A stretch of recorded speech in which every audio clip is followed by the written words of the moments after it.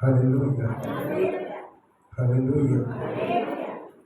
మహాగణుడు, మహోన్నతుడు, సర్వశక్తిమంతుడు, సర్వాధికారి అయిన దేవాది దేవునికి మొట్టమొదటిగా కృతజ్ఞతాస్తుతులు చెల్లిస్తూ ఉంటున్నాడు. చేరి వచ్చిన మీ అందరికీ కూడా ప్రభు అయిన యేసు నామమున అందరికీ వందనాలు చెల్లిస్తూ ఉంటున్నానండి. మరి నాకైతే కొన్ని విషయాలు మర్చిపోతూ ఉంటాను. నాకు గుర్తుండవు. రాష్ట్రం గారు మదర్స్ డే గురించి మాట్లాడినప్పుడు అప్పుడు నాకు గుర్తొచ్చింది. నాకు సర్వసాధ్యంగా ఏడేళ్ళు ఎప్పుడు ఏంటి గుర్తున్నారు. నాకు మొదటికి డిలీట్ అయిపోతుంది.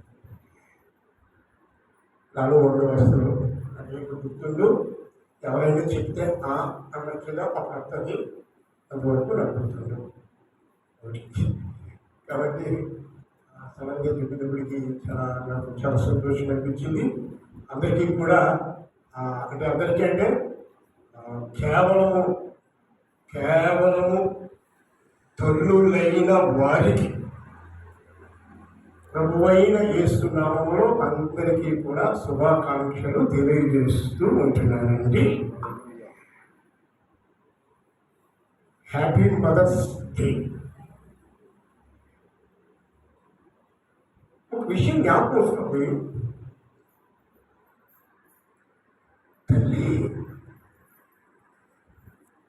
తల్లిగా మార్చబడటానికి ఆమె ఎంత వేదన, ఎంత బాధ, ఎంత శ్రమ, ఎంత ఓర్పు, ఎంత సహనం, అట్ ద సేమ్ టైం ఆమెలో ఉన్న ప్రేమ చాలా ఆశ్చర్యంగా అనిపిస్తూ ఉంటుంది. మగవాళ్ళకి అంతగా ఏదో కష్టపడతారు, తెస్తారు అంతవరకు. కానీ తల్లులకుండే చాలా ఆ ఓర్పు కానీ, ఆ సహనము కానీ, ఆ పరిస్థితులు కానీ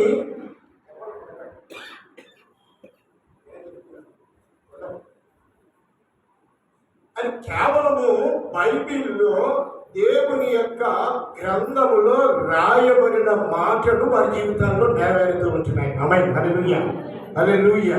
వారి జీవితాల్లో నెరవేర్చబడడానికి ఎందుకు రాయబడినవి అన్నీ కూడా అవి నెరవేరుస్తున్నాడు దేవాది దేవుడు. వింటారా? కాబట్టి మీ అందరికీ కూడా, తరులైన మీ అందరికీ కూడా మరొకసారి వందనాలు చెల్లిస్తుంటున్నాను. చాలా వేదనతో నేను నన్ను జ్ఞాపకం చేసుకుంటే నా తల్లి నన్ను వేదనతో కన్నది. కానీ నేను ఎలాగా అవుతాను, ఇలాగా దేవుని మాటలను ప్రకటించేవాడుగా అవుతాను అని చెప్పేసి నా తల్లి ఊహించలేదు. ఎందుకంటే నా తల్లిదండ్రులు అందరూ కూడా, మేమందరం కూడా హైందవులుగానే ఉండేవాళ్ళు. పూజ చేసే అటువంటి తల్లి గర్భంలో నుండి నేను వచ్చాను. దేవాది దేవుని యొక్క సంకల్పంలో నేను ఉన్నాను. కాబట్టి ఈ లోకంలో నుండి నన్ను దేవాది దేవుడు వేరుపరిచేస్తాడు. ఆయన శిలువ రక్తము చేత చాలా ఆశ్చర్యం. కాబట్టి యవన బిడ్డలు, చిన్నపిల్లలు, మీరు తల్లిదండ్రులు ఎలాగా, తల్లి ఎడలా మీరు చాలా వారికి గౌరవం తీసుకొచ్చేవారిగా మీరు ఉండాలి. ఈరోజు అట్లా ఉండడం లేదు. లోకం అట్లా వెళ్ళిపోయింది. అది మీదేనా దేవాది దేవుడు లోకంలో ఏం జరుగుతుందనని రాత్రి దేవుని మాటలు చెప్పాలని చెప్పేటప్పటికీ ఏం చెప్పాలి అని అన్నది పరిశుద్ధాత్మ ప్రభు వారికి, యేసు ప్రభు వారికి నేను మనస్సులో ఏంటి ప్రభు, ఎలాగా, ఏంటి, ఏం చెప్పాలి అని నేను అడిగినప్పుడు దేవుడు ప్రభు మాటలు కొన్ని మాటలు ఇచ్చారు. అవి ఆ మాటలను మనం ధ్యానం చేసుకుందాం. మీరు ధ్యానం, నేను ధ్యానం. ఎందుకంటే ఆ మాట నన్ను కొట్టేస్తుంది. ఆ మాట దేవుని వాక్యం ఇదేమి మామూలు కాదండి. ఇటు మీకు కొడుతుంది, అది నాకు కొడుతుంది. చాలా జాగ్రత్తగా ఉండాలి దేవుని మాటల విషయంలో. కాబట్టి దేవుని మాటలను ధ్యానం చేసుకున్న కొద్ది సమయమే నేను త్వరగా ముగించేస్తాను. చదవబడిన వాక్య భాగంలోనికి మనం వెళ్తాం. చూడండి, లూకాసు సువార్త 11వ అధ్యాయము 5వ వచనం నుండి 13వ వచనం వరకు ఉన్న మాటలను నేను చదువుతుంటున్నాను. మరియు ఆయన వారికి ఇట్లనెను, మీరు ఎవరికైనా ఒక స్నేహితుడుగా అతను అర్ధరాత్రి వేళ ఆ స్నేహితుని యొక్కకు వెళ్ళి, స్నేహితుడా, నాకు 3 రొట్టెల బదులు నా స్నేహితుడు ప్రయాణం చేయొచ్చు మార్గంలో యొక్కకు వచ్చి ఉన్నాడు. అతనికి పెట్టుటకు నా యొక్క ఏమీ లేదని అతనితో చెప్పిన ఎడలా అతడు లోపల నుండి నన్ను తొందర పెట్టవద్దు, తలుపు వేసి ఉన్నది, నా చిన్నపిల్లలు నాతో కూడా పడుకొని ఉన్నారు, నేను లేచి ఇయ్యలేనని చెప్పిన. అతను తన స్నేహితులైనందున లేచి ఇయ్యకపోయినను అతడు మాటి మాటిగా అడుగుట వలనైనను లేచి అతనికి కావలసినవన్నీ ఇచ్చును అని మీతో చెప్తున్నాను. అటువలే మీరును అడుగుడి, మీకు ఇవ్వబడును, వెతుకుడి మీకు దొరుకును, తట్టుడి మీకు తీయబడును. అడుగు ప్రతివానికి ఇవ్వబడును, వెతుకువానికి దొరుకును, తట్టువానికి తీయబడునని మీతో చెప్తున్నాను. మీలో తండ్రి అయిన వాడు తన కుమారుడు చేపను అడిగితే చేపకు ప్రతిగా పామునిచ్చినా, గుడ్డును అడిగితే తేలునిచ్చినా, కాబట్టి మీ చెడ్డవారిని మీ పిల్లలకు మంచి ఇవుని ఎరిగి ఉండగా పరలోకముందున్న మీ తండ్రి తను అడుగు వారిని పరిశుద్ధాత్మను ఎంతో నిశ్చయముగా అనుగ్రహించిన. నేను చిన్న ప్రార్థన. ప్రేమ తండ్రి, నీకు వందనాలు. ఈ మాటల ద్వారా మాతో మాట్లాడు అయ్యా. నేనైతే నాయన దుమ్మిని నేను మౌనులు అనుకుంటూ ఉంటున్నాను. నాలో ఏమీ లేదు నాయన. అయ్యా, మీరే మాట్లాడమని ప్రార్థన చేస్తూ మీరే మహిమ పొందమని యేసు నామములో అడుగుతున్నారు తండ్రి. ఆమేన్. ఒకసారి పెరిగి చెప్తారా? ఇంకా ఇంకా ఆమేన్. ఆమేన్.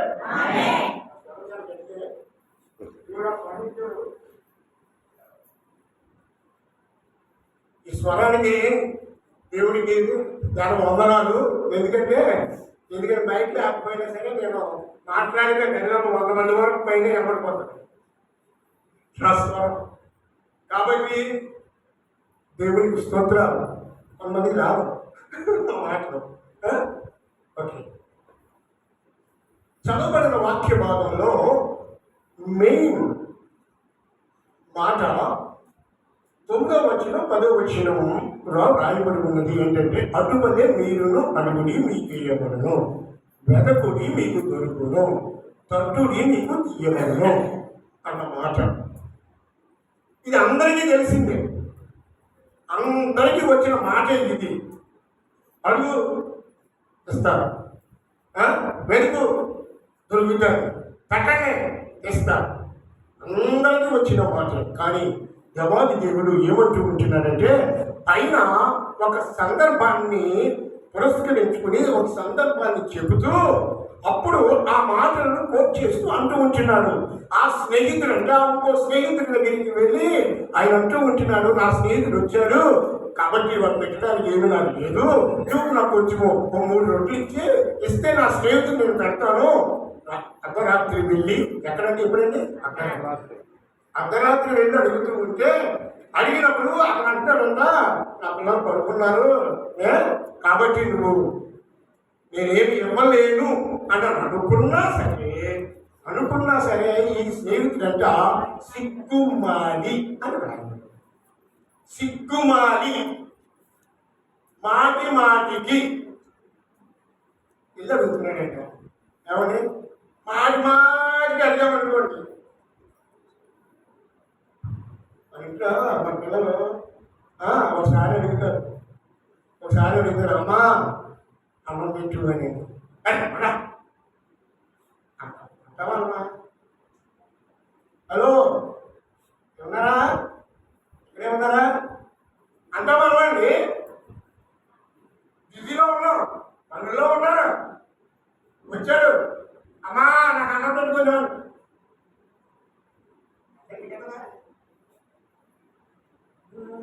అనండి నాతో పెడతారా? ఏం చేస్తాడు? ఆ? ఏం చేస్తారండి? కోప్పడతారు. అవునా కదా? కోప్పడతారు. అయినా మళ్ళీ అడిగాడు, అయినా మళ్ళీ అడిగాడు, మళ్ళీ ఏమంటారు? కోప్పడతారు అని మళ్ళీ అంట. అయినా అడిగాడు. అప్పుడు అప్పుడు ఏం చేస్తారండి? పెడతారా లేదా? అదే అదే సిగ్గుమాలి మాటి మాటికి అడుగుకి. సిగ్గుమాలి, సిగ్గుతో ఉండకూడదు అడిగే విషయంలో. అడిగే విషయం ఎవరిని?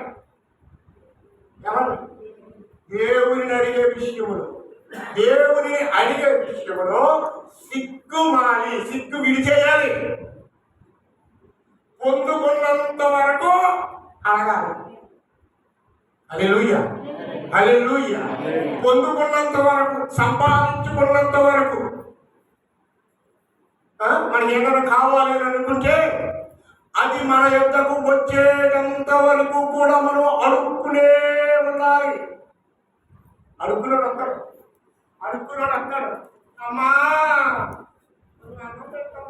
అంటాడు. లోపల ఇవిడి చెయ్యి ఖాళీ లేదు, చెయ్యి ఖాళీ లేదండి, చెయ్యి ఖాళీ లేదని చెప్తారు. అంటారా లేదా? హలో, ఏమంటే తల్లులు అంటురా? ఇప్పుడు రావడం నాకు ఎక్కువగా లేదు.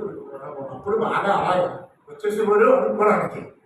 చెయ్యి ఖాళీ లేదు, అయినా సరే వాళ్ళు అక్కడే ఉంది. అమ్మా అంటే ఎవరింటికి కోప్పడిపోయి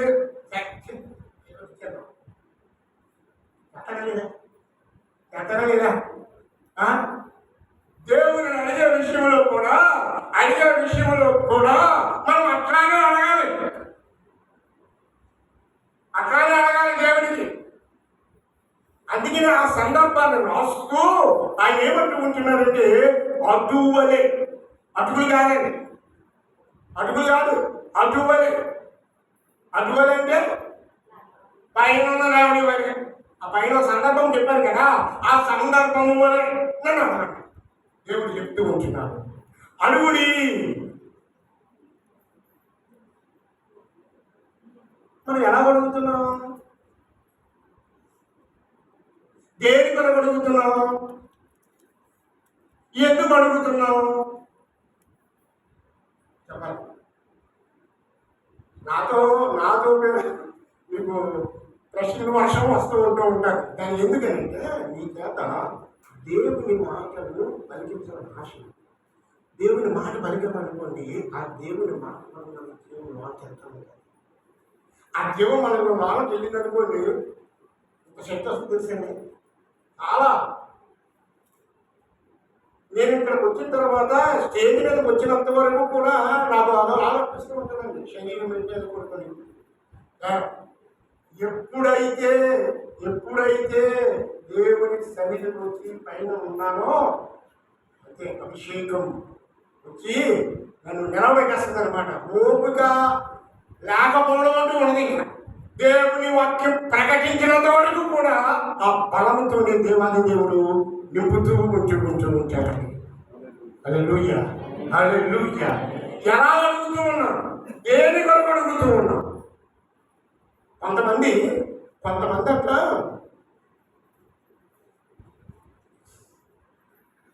అడుగుతారు. ఎలా అడుగుతున్నారు?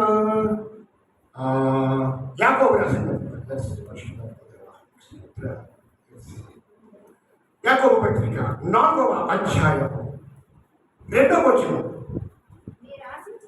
మీరు ఆశించుచున్నారు కానీ మీకు దొరుకుతలేదు. నరహత్య చేయుదురు, మత్సరపడుదురు కానీ సంపాదించుకొనలేరు. పోట్లాడుదురు, యుద్ధము చేయుదురు కానీ దేవుని అడగనందున మీకేమీయూ దొరకదు. 3వ వచనం. మీరు అడిగినను మీ భోగముల నిమిత్తము వినియోగించుకున్నకై దురుద్దేశముతో అడుగుదురు గనుక మీకేమీ దొరుకుటలేదు. ఇక్కడ 2 రకాల ప్రజలు కనబడతారు. ఇక్కడ అడిగే విషయంలో 2 రకాల ప్రజలు కనబడుతూ ఉంటున్నారు. ఒక ప్రజ అడుగుతున్నారు. ఎలా అడుగుతున్నారంటే నరహత్య చేయుచు, మత్సర పడుతూ, పోట్లాడుకుంటూ, యుద్ధము చేసుకుంటూ అడుగుతూ ఉన్నారు. ఇదొక జనం అడుగుతున్నారు. దేవుణ్ణి అడుగుతూ ఉన్నారు. అయ్యా ఈ కార్యం చేయని అడుగుతూ ఉన్నారు.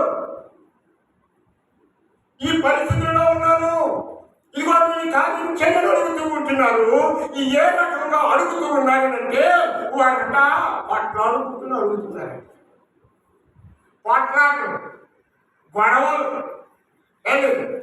మత్సరంతో, అసూయతో, ఇంకా ఇంకేమైనా ఉందన్నా నరహత్య అంటే చెప్పేది కాదండి, మాటలోనే చంపేస్తారు. అవన్నీ బట్టి అడుగుతున్నారంటే కొంతమంది. అప్పుడు వస్తారా? అడిగినది వస్తాదా? ఏమండి, ఒక వ్యక్తిని మనం చాలా తిట్టేసి, ఇష్టం వచ్చినట్టు తిట్టేసి, వాడితో పట్టాలు వేసి, బాబు నాకు చాలా అవసరంలో ఉంది, నాకు కొంచెం మనీ ఇవి అని అంటే ఇస్తాడా? ఇవ్వడు కదా. కొంతమంది వ్యక్తులు అట్లా అడుగుతూ ఉన్నారట. కాబట్టి ఏమంటున్నారు, మీరు ఆశించి దొరకడం లేదు అని అన్నాడు. రాసలేదు వాక్యంలో ఉందా లేదా? ఉందే. నేను నా సొంత మాటలు కాదండి, దేవుని మాటలు నేను ప్రకటిస్తూ ఉంటున్నాను. దేవుని మాటలు పలుకుతాను, పై మాటలు నాకు రావసరం కాదు. ఆశిస్తున్నారు, నాకు కావాలని అడుగుతున్నారు, మరణపెడుతూ ఉన్నారు, ప్రార్థన చేస్తూ ఉంటున్నారు, అన్ని చేస్తూ ఉంటున్నారు. కానీ హృదయంలో మట్లు మాత్రము ఇతరుల మీద దెబ్బలాడే పరిస్థితులు, సొలుపుకునే పరిస్థితులు, వసూలుపడే పరిస్థితులు, కోపపడే పరిస్థితులు, కక్షపడే పరిస్థితులు, ప్రతిదీ కూడా హృదయంలో ఉంచుకుని అడిగితే ఎలా వస్తుందమ్మా? ఎలా వస్తుంది తల్లి? ఎలా వస్తుంది? అవి అడ్డైపోతాయే, అందుకే నిలబడిపోతున్నాయే వచ్చి. అందుకని మనం ఆశించి దొరకడం లేదు, మనం ఏదైనా ఆశిస్తున్నామో దొరకడం లేదు. మొట్టమొదటిగా అవన్నీ క్లీన్ చేయి, ఈసే పక్కకి, ఈసే బయటికి తీసేయాలి, అవన్నీ బయటికి తీసేయాలి. రెండవ ప్రజలు ఎలా ఉన్నారు అంటే భోగముల నిమిత్తము. ఎలా అడుగుతున్నారండి? భోగముల నిమిత్తం. భోగం అంటే సుఖంగా ఉంటారు, విలాసవంతమైన పరిస్థితి. అలా అడుగుతున్నారట. అలా అడిగితే దేవుడు ఇస్తాడా? ఏమండి, ఏమైనా దేవుని బిడ్డ ప్రభు అంటూ ఉంటున్నారు, వాగ్దానం చేశాడు ఆయన, అడుగుడి మీకు ఇవ్వకూడదు అని వాగ్దానం చేస్తాడు. కానీ అడిగే విధానమే మనకు రావాలి. అడిగే విధానమే మనం నేర్చుకోవడం లేదు. అడిగే విధానం ఎలా అడిగితే దేవుడు మనం మనల్ని విని ఆయన జవాబిస్తాడు, ఆయన అడిగినవి ఇస్తాడు. ఎలా అడగాలి?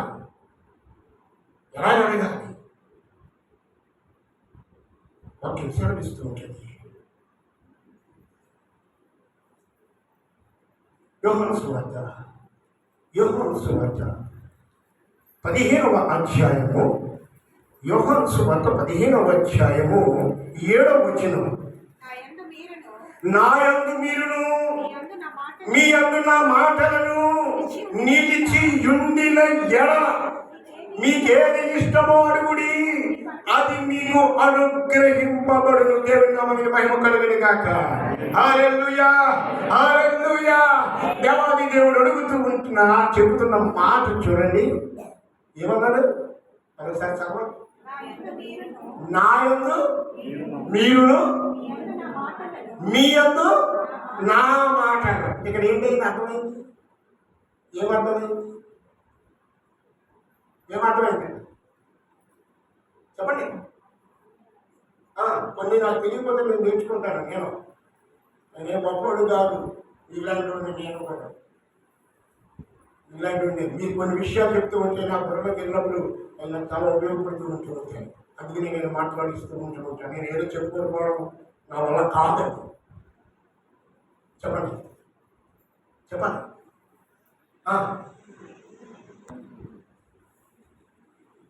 చెప్పండి కొంచెం చెప్పండి. అయ్యో నా యందు మీరు మాట్లాడండి. ఎవరి యందు? దేవుని ఎవరుండాలి? మనము. రెండవది మీ యందు నా మాట. ఎవరి మాటలు? దేవుని మాటలు. అంటే దేవునితో కనెక్షను ఎట్లా ఉండాలి అంటే ఆయన మనలో ఉండాలి, ఆయన మాటలు మనలో ఉండాలి. ఆయన మాటలు మనలో ఉంటే మనం ఆయనతో ఆయనను మర్చుకుంటాం. దేవుని మాటలు మనలో లేకపోతే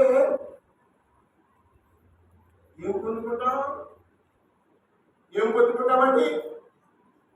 దేవుని మాటలు మనలో లేకపోతే ఈ జీవవాక్యం మనలో లేకపోతే ఏం పొందుకుంటాం? ఎలా అడుగుతామండి? ప్రభు చూస్తున్నారు. ఏమంటున్నారంటే, ఇదిగో నా మాటలు మీ యందు పెట్టుకుని మీరు నాలో ఉంటే మీకు ఏది ఇష్టమో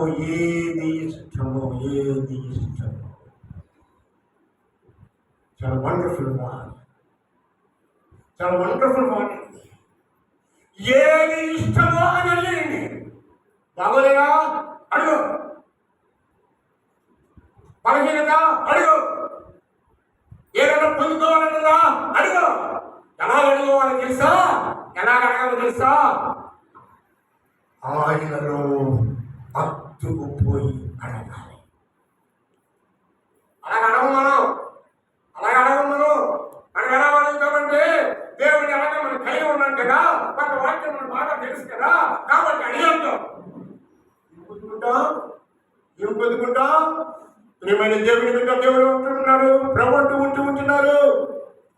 మొట్టమొదటిగా మీరు నాలో ఉండండి, నా మాటలు మీ అందరూ ఉంచుకోండి. అప్పుడు అడగండి. అడిగితే ఆయన అన్నారు, ఏమన్నారు? అనుగ్రహింపబడును ఇస్తాను. హల్లెలూయా. ఆయన అడిగితే ఇంకా దేవుడు అండి, మన దేవుడు. అయితే మనం అడిగే విధానం బాగుంటుంది. అంతే తేడా. అడిగే విధానం బాగుంటలేదు. ఎవరైనా పాపంగా అడిగారు అనుకోండి, ఏమైనా ఏంటి? రాజైపడి విధేయత కలిగి దీనత్వం కలిగి అలా కలిగి మిమ్మల్ని అదే పాపడిపోయి పాపం అడిగేస్తే లోపంలో మనుషులు ఏమన్నా అదే కదా. నేను చదివించిన వాక్య భాగంలో కింద ఉంటాడు. ఏమని ఉంటుందంటే, రొట్టెని అడిగితే రాయిస్తాడా? ఏమంటే చేపని అడిగితే పాముని ఇస్తాడా? మళ్ళీ ఏం రాశారు? మీరు చెడ్డవారు మంచి జీవులే ఇస్తారు కదా. చూసారా, మనం చెడ్డోళ్ళువే దేవుని వాక్యం సెలవిస్తూ ఉంది. మీరు చెడ్డవారండి కూడా మీ పిల్లలకు మంచియే ఇస్తూ ఉంటాను కదా. అలాంటప్పుడు మీ పరలోకపు ఎంత గొప్పవాడు. ఆయన అడిగితే ఎందుకు అడిగే విధానం బాగుంటుంది. కాబట్టి మనం పొందుకోలేకపోతూ ఉంటున్నాం. రెండవదిగా మనం చూస్తూ ఉంటే అక్కడ వెదకుడి మీకు దొరుకును అని రాయబడి ఉంది. వెతకాలి. వెతికే విధానం ఎలాంటి? అడిగే విధానం దేవుడు సెలవించాడు. ఎలా అనుకోవాలని చెప్పాడు. ఇప్పుడు వెతికే విధానం ఎలాగా? ఎక్కడ అడగాలి? ఏ విధంగా అడగాలి? మనం ఎలా అడుగుతూ ఉంటున్నాం?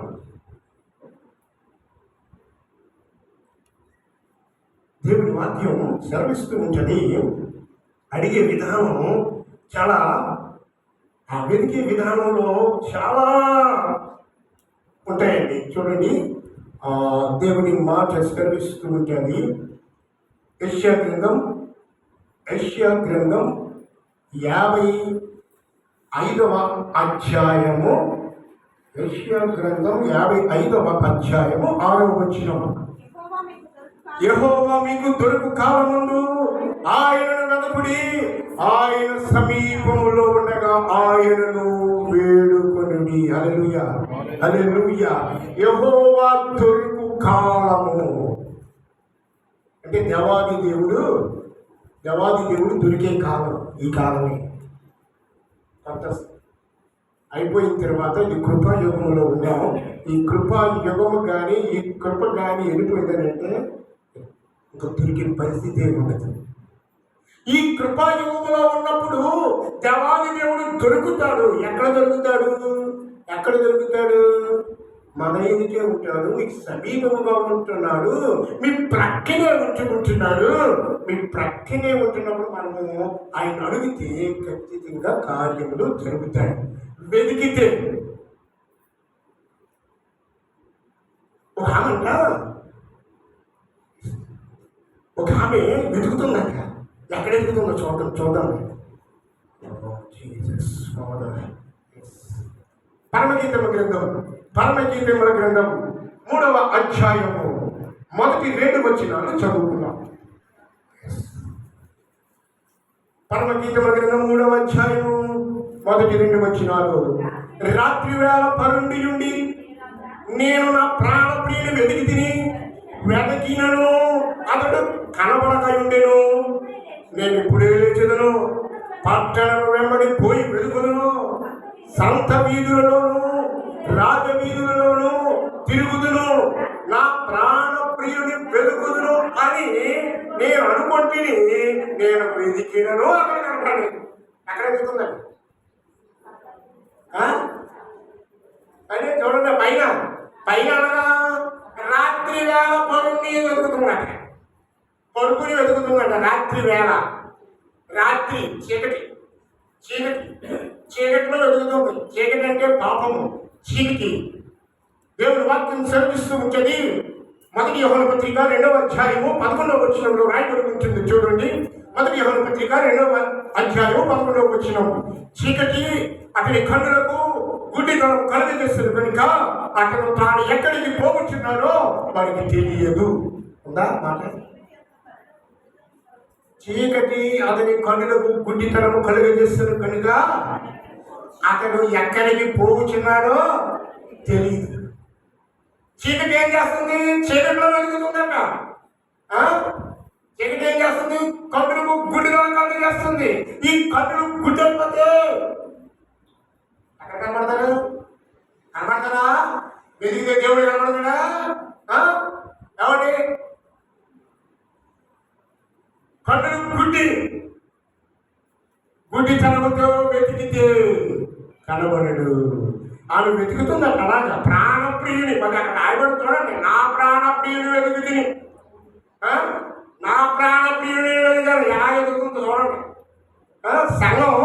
సంఘము ఈ రోజుల్లో వెతికే పరిస్థితులు ఎట్లా కనబడుతున్నాయంటే గుడ్డిగా కళ్ళు గుడ్డైపోయి వెతుకుతూ ఉన్నారు. ఏమని?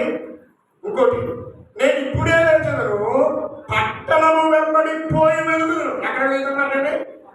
పట్టణం వెతికి వెళ్తున్నాక ప్రాణప్రియుని వెతకడానికి, ప్రాణప్రియుని వెతకడానికి పట్టణంలో కాకుండాక. ఆ పట్టణంలో ఏముంటుంది? ఏంటి? మన విశాఖపట్నంలో ఏముంటాయండి? మంది పట్టణమే కదా. ఏమంటారు?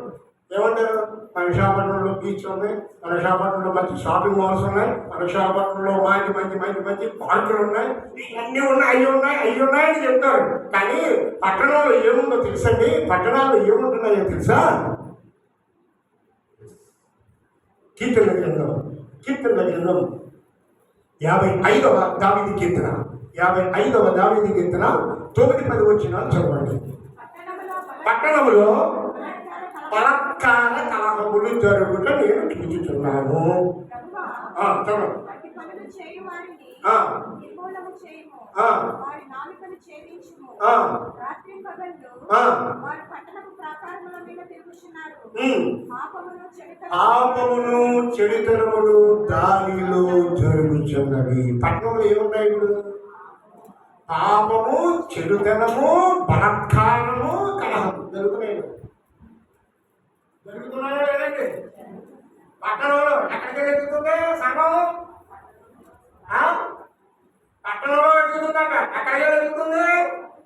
బలత్కారము, కలహాలు. ఏమండి?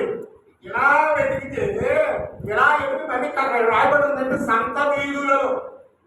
అయినా సంత వీధుల సంతలో ఏం జరుగుతుంది?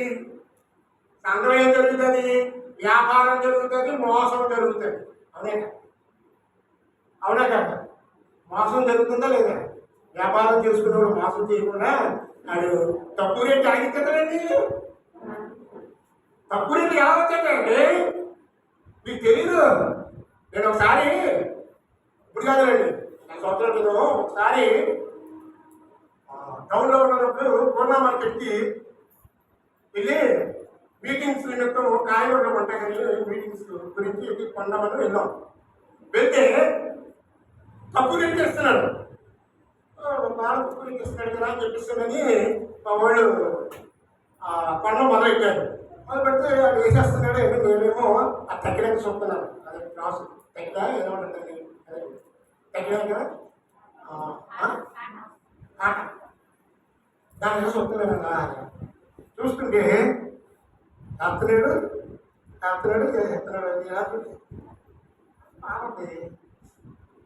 చూసిన తర్వాత అంత అయిపోయిన తర్వాత నాకు ఇంకో డౌట్ వచ్చి అంత అయిపోయింది. వేసాడు మొట్ట కట్టేసాడు మా వాళ్ళు. అంత అయిపోయింది. అయిపోయిన తర్వాత నేను అన్నాను, అమ్మా ఒక్కసారి ఆ రాయి తీవా, ఒక్కసారి ఆ రాయి గురించి తీవా అని అడిగాను. అదే బాబు పర్ఫెక్ట్ పర్ఫెక్ట్ అన్నది. పర్ఫెక్ట్ కదా అనుకోండి. రాయి తెప్పే ప్రాబ్లం ఏమొచ్చింది నీకు? ఆ రాయి తీయి అని అన్నాను.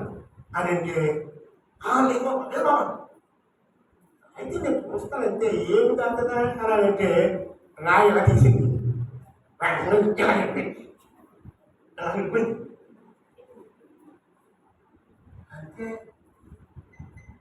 అప్పుడు నేను అన్నాను, అంకులు పెద్ద నాకన్నా వాడు అంకులు ఇప్పుడు అన్నీ చేసింది కదా, లెక్క వేసి మీకు ఏది వేసింది కదా, మీ కేజీలు మరి ఎలాగైతే మనకి చాలా లాస్ వస్తుంది కదా, ఏ డబ్బులు ఎలా చేసింది ఒకసారి అడగమంటారు. ఎందుకంటే చెప్పండి అలా అడుగుతారు. పెద్దోళ్ళు కాబట్టి వాళ్ళు అడుగుతారు. ఏం తిట్టితే అలా తింటారు. ఆయన ఏం తిట్టారు కాబట్టి వెంటనే అమ్మా మరి ఇప్పుడు వరకు నువ్వు అన్నేసావు కదా, ఇలా కొలిసి మాకు చాలా మోసం చేసావు, మళ్ళీ తీసి గొడవపడాలి. మళ్ళీ అప్పు ఒప్పేసిన తర్వాత మళ్ళీ కొలిసి అంతమే అంత నష్టమే, అంత నష్టమే అనుకుని 3 పుని ఇచ్చింది. వీళ్ళరా సంత వీధులలో జరిగేది మోసం. మనకు తక్కువగానే చూపిస్తూ ఉంటారు, తక్కువ రేట్లకే మనకి చేస్తూ ఉంటారు. కానీ ఆ కొలత విషయంలో మనకి చాలా నష్టం, మనకి నష్టం, వాళ్ళకి లాభం. ప్రియమైన దేవుని బిడ్డ ఎక్కడికి వెలుగుతుంది? మోసకరమైన పరిస్థితుల్లో ఉండి సంఘము వెలుగుతూ ఉంది. వీరికి కనబడతాడా? ప్రాణప్రియుడు మన కొరకు కల్వరి శిలువలో రక్తం కాచి ప్రాణాన్ని పెట్టినవాడు కనబడతాడా? ప్రియమైన దేవుని బిడ్డ ఎలా వెతుకుతున్నావు? ఎలా అడుగుతూ ఉంటున్నావు? అడిగిన ఎందుకు పొందుకోలేకపోతున్నావు? నువ్వు వెతికినప్పుడు ఎందుకు దొరకడం లేదు? ప్రభుత్వం వారు ఎందుకు దొరకడం లేదు? ఎందుకు ప్రత్యక్ష చూడలేకపోతున్నావు? ఎందుకు ఆయనను కలిగి ఆయనను హత్తుకుని ఉండలేకపోతున్నావు? మన జీవితాలలో ఇవన్నీ ఉన్నాయి, మన బ్రతుకులు ఇవన్నీ ఉన్నాయి. ఉన్నవి కాబట్టే మనం దేనిని కూడా పొందుకోవడానికి చాలా కష్టమైపోతూ ఉంటుంది. ప్రియమైన దేవుని బిడ్డ, నేను ముగిస్తూ ఉన్నాను. టైం అయిపోతుంది కాబట్టి నేను ముగిస్తూ ఉంటున్నాను. ఇంకా ఉంది కానీ నేను ఊహించేస్తూ ఉంటున్నాను. ఎలా వెతుకుతూ ఉంటున్నాను సంత వీధులలో. తర్వాత ఇంకో మాట ఏముంటుందండి అక్కడ? రాజమార్గాలు, రాజవీధులు. రాజవీధులు అంటే రాజరికం. రాజరికం రాజు ఎలా ఉంటుంది? రాజు రాజు ఏమన్నాడండి? ఇదంతా నేను కట్టించిన గర్వం, అహంకారం. ఏమండి? నాకు అన్నీ వచ్చు, నాకు అన్నీ తెలుసు. అనుకున్నవాడు ఏదీ తెలియదు. తెలుసండి? ఏది తెలియదు ప్రభు ప్రభు పాదాల దగ్గరికి వెళ్ళిపోతేనే ఆయన ఏమని ఇవ్వగలుగుతాడు. అంతేనే నాకు అన్నీ తెలుసు, నాకు అన్నీ తెలుసు అనుకుని గర్వంతో, అహంకారంతో, అహంతో దేవుడి పాదాల దగ్గరికి వెళ్ళి నువ్వు అడిగితే ఏది దొరకదు, ఏది దొరకదండి. వాక్య సత్యం అది. ఆయన మాట సత్యం. దేవుని వాక్యంలో రాయబడి ఉంటుంది, నీ మాట స్వచ్ఛమైనది, నీ మాట మిక్కిలి స్వచ్ఛమైనది. నోడకుండా దాని రాస్తాడు, మిక్కిలి స్వచ్ఛమైనది అంటే కల్తీ లేదు దేవుని మాటల్లో. ఇలా ఎలా వెలుగుతూ ఏ విధముగా వెలుగుతూ ఉంటున్న ప్రాణప్రియుని, ప్రాణప్రియుని యేసుక్రీస్తు ప్రభువాన్ని ఎలా వెలుగుతూ ఉంటున్నావు? ఎలా వెతుకుతూ ఉంటున్నామండి? మనం భోగించడం అడిగేది, వెతికేది దేని కొరకు? దేని కొరకు? ఆ పరలోక రాజ్యము చేరుట కొరకు వెతకాలి ప్రాణప్రియుని. హల్లెలూయా, హల్లెలూయా. ఆయన పరలోకములో ఉన్నాడు, ఆయన సింహాసనం మీద ఉన్నాడు. ఆయన నీ కొరకు, నా కొరకు తండ్రి పశ్చిమ నుండి జ్ఞాపకం చేయించుకుంటున్నాడు. ఆయనను వెతుక్కుంటూ, ఆయనను హృదయపూర్వకంగా అనేక వాక్యాలు ఉన్నాయి కానీ నేను ముగించేస్తూ వచ్చినాను. ఇలా అలా వెతుకుతున్నాను. దేవా నా దేవుడవు నీవే, వేకువనే నేను వెదకినను. దేవా నా దేవుడవు నీవే, వేకువనే నిన్ను వెదకుదును. నీ బలమును, నీ ప్రభావమును నేనెంతో ఆశతో ఉన్నాను. దేవా నా దేవుడవు నీవే, వేకువని నిన్ను వెదకుదును. నీ బలమును, నీ ప్రభావమును చూడా నేనెంతో ఆశతో ఉన్నాను. దేవా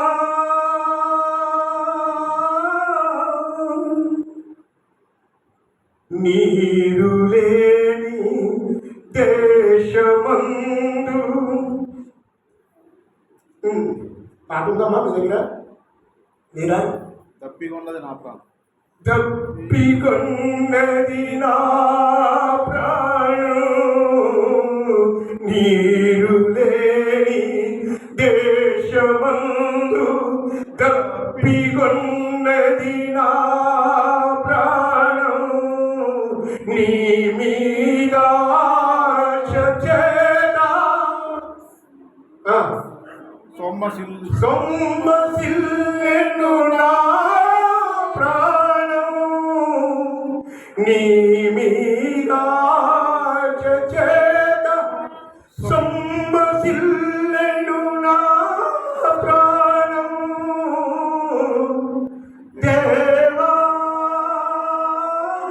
నా దేవుడవు నీవే.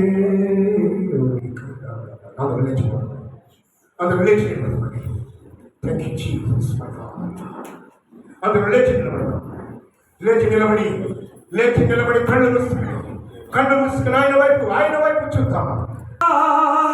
ఇప్పుడు అభిషేకించుమయా, అభిషేకించుమయా, ఇప్పుడు అభిషేకించుమయా. శక్తినిచ్చు ఆత్మ, బలమునిచ్చు ఆత్మ, జ్ఞానమిచ్చు ఆత్మ, బుద్ధినిచ్చు ఆత్మ, శక్తినిచ్చు ఆత్మ. అందరూ కలిసి అందరూ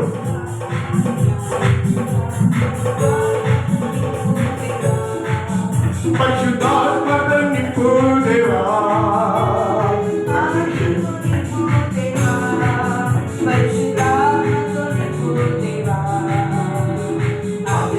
అభిషేకించుమయా, ఇప్పుడు అభిషేకించుమయా,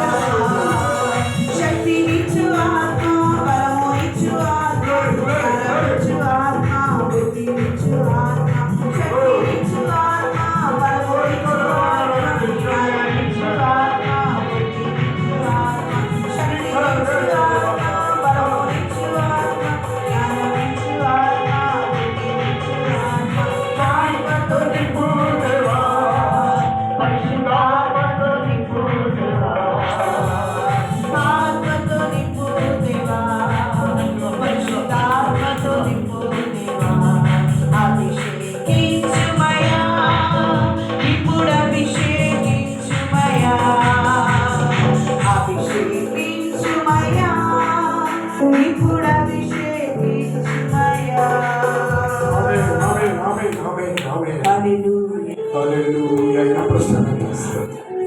ఆయన ప్రసన్నత నిన్ను తాకుతుంది. ఆయన ప్రసన్నత నిన్ను తాకుతూ ఉందమ్మా. కుమారుడా, నిన్ను తాకుతూ ఉంది, నిన్ను తాకుతూ ఉంది. నువ్వు ఆయనను చూడాలని, నువ్వు ఆయనను చూడాలని. నీ ప్రాణప్రియుడు, నీ ప్రాణప్రియుడు కల్వరి శిలువలో రక్తము కారి గాయాలు పొందిన యేసు నీ ప్రాణప్రియుడు నీ ప్రక్కనే ఉన్నాడు, నీ ప్రక్కనే ఉన్నాడు. ఆయనను చూడు, ఆయనను చూడు, ఆయనను చూడు. తల్లి,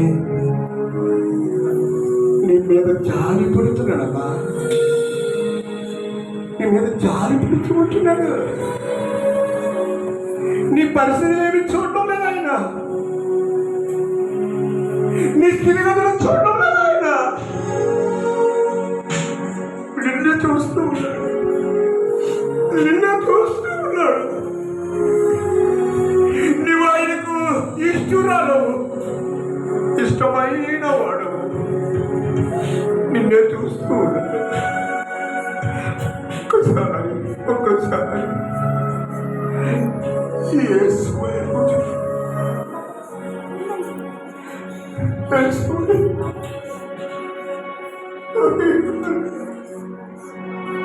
ప్రార్థన చేసుకుందాం. దేవుడు మనతో మాట్లాడిన ప్రతి మాట మనం ఏ విధంగా అడుగుచున్నాం, ఏమి అడుగుచున్నాం, లోకానుసారమైన అవసరతని అడుగుచు ఉన్నామా, ఆయనతో సత్సంబంధాన్ని అడుగుచున్నామా, ఆయన మనతో మనం ఆయనలో ఉండగలిగేటువంటి భాగ్యాన్ని మనము కోరుచు ఉన్నామా. ఆయన మన దగ్గర నుంచి అడుగుచున్నది, నువ్వు ఏమి అడుగుచున్నావు, ఏమి ఆశించుచున్నావు, ఏమి వెతుకుచున్నావు, ఇది నాన్న నీతో దేవుడు స్పష్టంగా మాట్లాడుతున్నాడు. సమయంలో ప్రార్థన చేసుకున్నాం. సహోదరి స్వర్ణలత సిస్టర్ ప్రార్థన చేస్తాం.